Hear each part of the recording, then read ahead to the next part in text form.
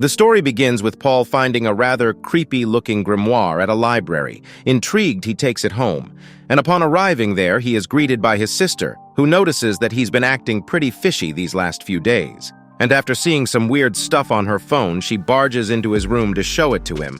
But to her shock, she was greeted by her brother chanting some random Latin gibberish, and suddenly a demonic monstrosity was summoned. And terrified by what she just saw, she nopes out of there real quick. And after completing the summoning, the demonic being starts laughing his butt off as he was impressed that somehow a mere human has managed to summon him. But as the contract stated, he will give Paul an ounce of his godly powers for 6 days in exchange for his soul. The Great Duke of Hell then urges Paul to make a request, as he was expecting him to ask for help with conquering his enemies or taking revenge. But in turn, he was shocked when Paul starts simping out about this cute girl he likes, saying that she probably doesn't even know he exists, and that with the Duke's power, he will finally have enough strength to actually go up and talk to her. This in turn confused the hell out of the Duke.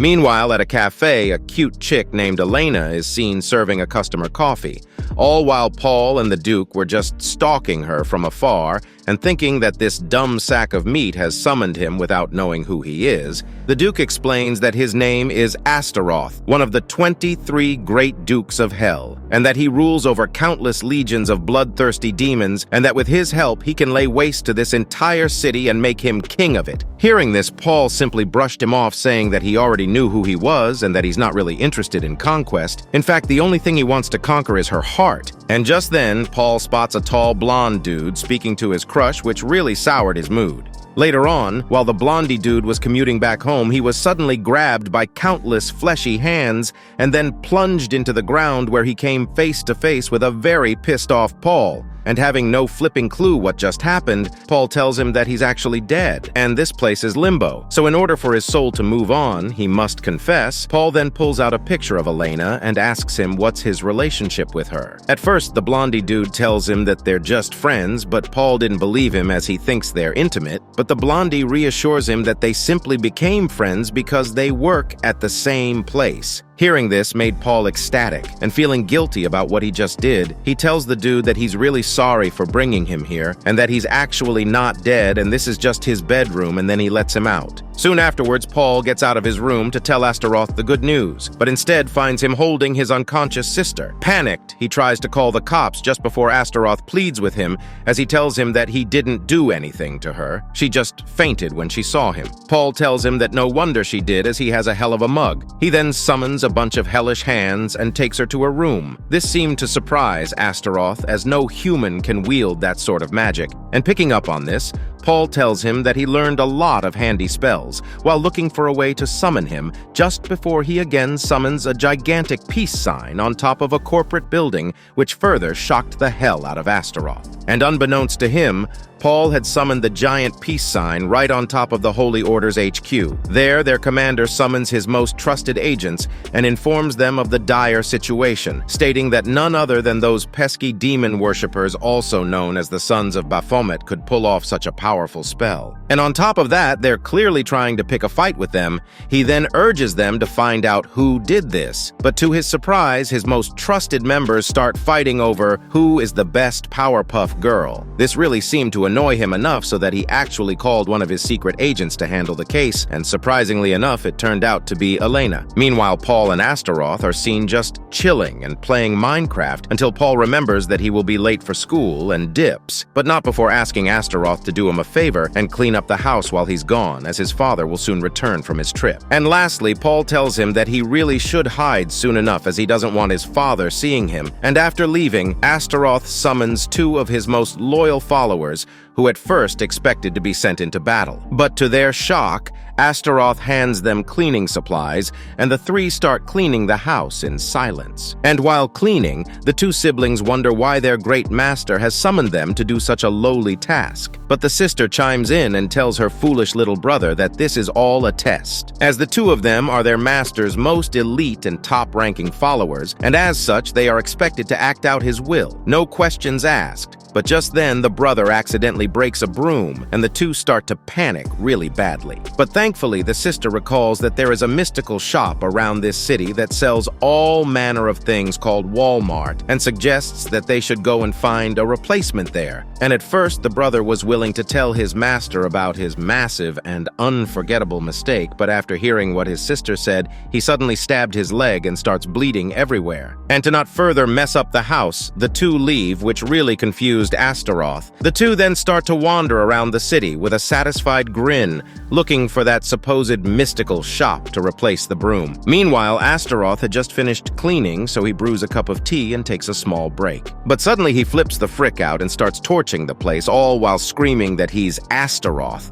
a literal walking calamity, and that how could he let himself stoop this low because of a pathetic human. But just then, Paul's father walks in, and the two just start staring at each other in utter confusion. Meanwhile, at school, a moody, red-headed dude is seen chilling at class. But suddenly, he was approached by a wild baddie who tells him that he's sitting in her chair. And at first, the red-headed dude gets annoyed at her. But suddenly, he realizes that he really doesn't recognize anyone in this class. And it dawns on him that he's actually in the wrong classroom, so he embarrassingly dips out. But as soon as he does, he remembers that he forgot his backpack at that classroom.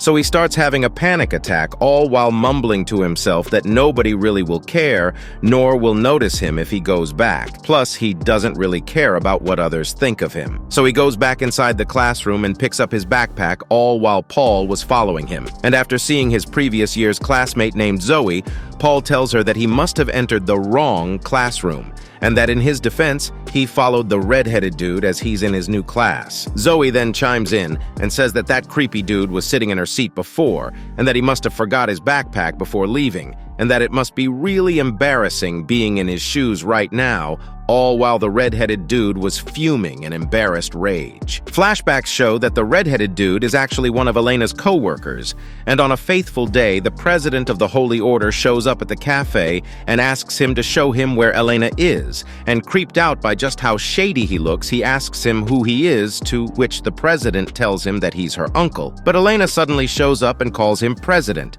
which forced him to double down on his lie and claim to be her uncle and a president. Elena takes him out back, where he gives her their latest creation, a holy pistol loaded with silver bullets nicknamed the Redemptor. And as she inspects the gun, her boss tells her that she will go at it solo this time, as her co-workers seem to not give a flip at the moment, but she reassures him that she will not disappoint him and will do her utmost best to find out who is behind everything. But suddenly the red-headed dude bursts in asking about a co-worker and caught off guard. Elena slam kicks the door shut, which knocked him on his butt. She then apologized to him, saying that she was changing in there. And while coming back from school, Paul sees a rather suspiciously burnt table in front of his home, and is then greeted by his babushka neighbor, who insisted that the table is a meteor. And as soon as he opens the door to his home, he sees Astaroth and his father just chilling there, waiting for him in his charred kitchen. And at first, Paul tried to run away, stating that he's got some homework to do, but he was grabbed by Astaroth. Paul then tried to act nonchalantly and pretend that Astaroth is a friend of his who's cosplaying as a demon. But this didn't work, as Astaroth called his bluff by summoning a giant fireball. And as a last-ditch effort, Paul tries to convince his father that the fireball is the new CGI stuff they use to make films nowadays, but his father wasn't really buying it.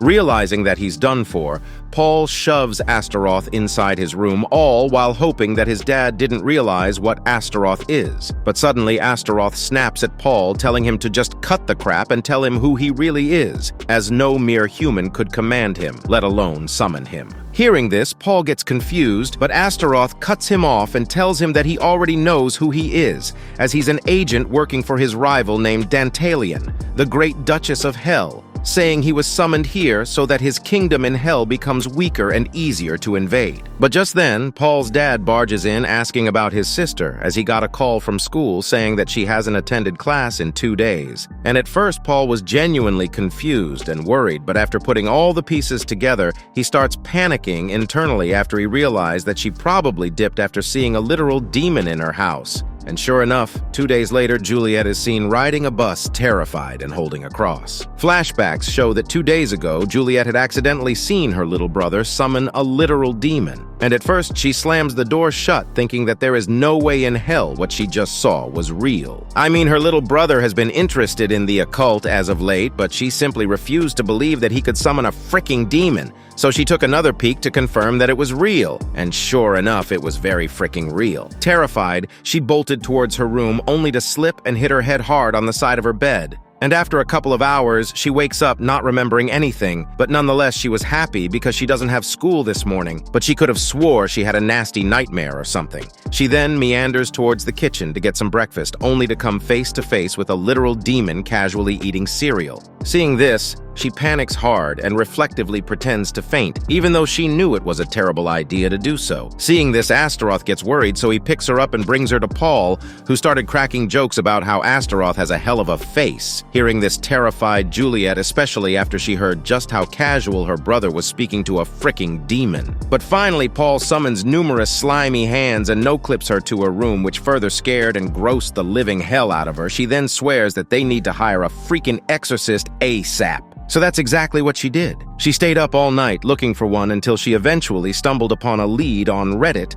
of a supposed extraordinary exorcist that lives in a nearby sacred forest. She then packed her bag and most of all her cross and headed out. But as soon as she got out, she had a change of heart for a moment and decided to go back home. But that's exactly when her entire house erupted in a blaze thanks to Astaroth. This made her double down on her decision, and after taking the bus and reaching the forest, she gets lost and sits near a tree. But suddenly, a stranger yells out as trash bags roll towards her and cover her with trash, which further demoralized her. And as soon as she got a glimpse at the stranger's face, she realized she had the worst luck ever, as he was smoking hot. After cleaning herself up, the cute guy helps her up, and seeing just how cute he is, she starts tripping on her words. Well, at least until he destroyed all his chances with her. He then tells her that he knows why she's here. It's because she's looking for Master Shen to become his disciple. Hearing this, she tries to explain her situation to him, but he cuts her off and starts blabbering about how he had just became his disciple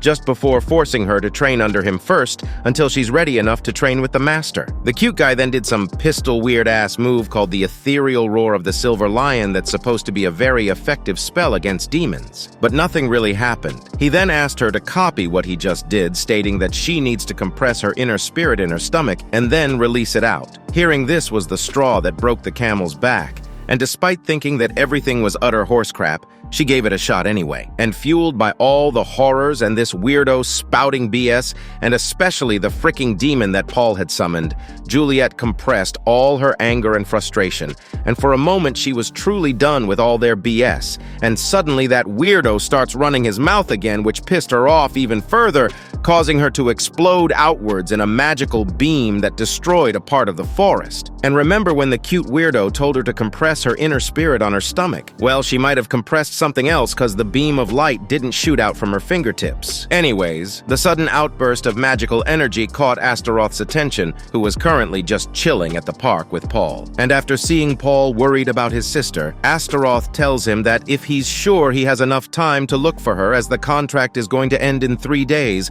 and that he will be taking his soul as payment. Paul was surprised by this, as he didn't know that was a part of the contract. He then lashes out at Astaroth because he didn't even want to help him with what he originally summoned him for. Hearing this, Astaroth gets fed up and decides to cast a love spell on Alina and tells Paul that he should enjoy these last 3 days because he will be spending eternity in hell after this. Paul starts freaking out and stops him, claiming that it won't be true love, and then starts making fun of Astaroth for being inexperienced in love, which pissed him off to a degree that he promised him that once in hell he will be sealing that filthy mouth of his, and that he doesn't really seek carnal pleasures just like all the hairless apes that live on this plane. Paul then sneezes and accidentally summons a gigantic hand, and after wiping his nose, he tells Astaroth that he still doesn't have that much control over his powers, and that it's a good thing this didn't happen at home. But just then he notices someone behind him, and sure enough, it was the red-headed dude hiding for his life. Paul stands up to check it out, but he finds no one. And as soon as he turns his head, the red-headed dude bolts away. And as he was running, he reflects about what the hell he just saw,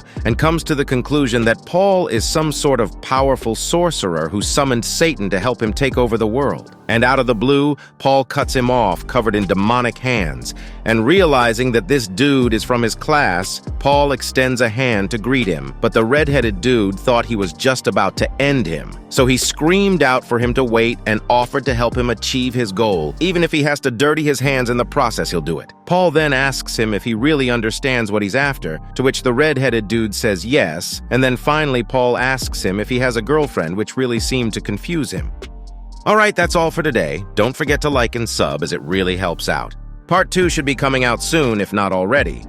But in the meantime, check out some of our other videos on screen. Thanks for watching.